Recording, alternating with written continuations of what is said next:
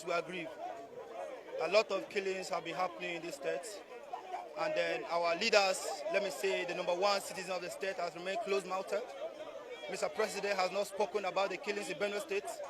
And we know that the primary aim, responsibility of a government is security of lives and properties.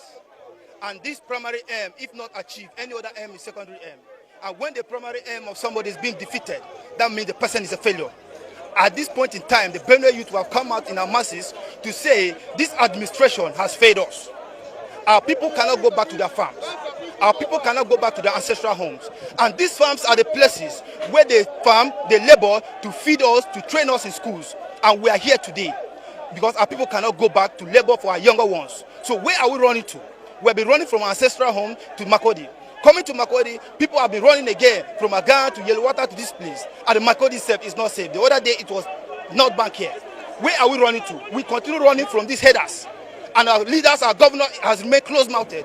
We are calling on them that if they cannot do it for us, they should quietly resign and tell us that this responsibility has become a burden to them and they can no longer tolerate, they can no longer condole it because their capacity has not reached to it. At this point in time, we are calling all the relevant security authorities to come on board to see how they can curtail this thing. I remain Comrade Ali Joshua David. Thank you. I am protesting because right now we are standing on the dead bodies of our mothers, our fathers, our brothers and sisters. We have become IDPs in our own very country. These killings have persisted for years.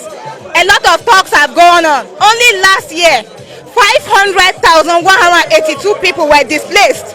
We have 21 IDP camps in Benue. These killings won't stop. Up until this moment, nothing is being done. Why? What is more crazy is the deafening silence from our leaders, the duty bearers, the people who are supposed to speak, the people who are supposed to do something. They are silent. Now we want answers. We want to know what is going on. The government has a duty to protect life and properties. If President Tinubu is overwhelmed by this insecurity in North Central, in Benue, in Plateau, in Taraba, he should step aside. He should resign. They should stop playing politics with human lives. President Tinubu understands what democracy means. We need to stay alive. We want to just live. Right now, we are pleading for our lives. Look at what is happening. Look at the humanitarian situation in the state. Look at how it's affecting economy. Yesterday, I saw people being maltreated, women and children crying by the roadside because they've had to flee from their communities. A woman woke up in this community. Her children, 5 children and mother were lynched. Yesterday, over 200 people were killed in their sleep. What kind of a thing is this? And Mr. President is quiet. The governor is quiet. These people are not asking for political alphabet. They are just killing people in their sleep.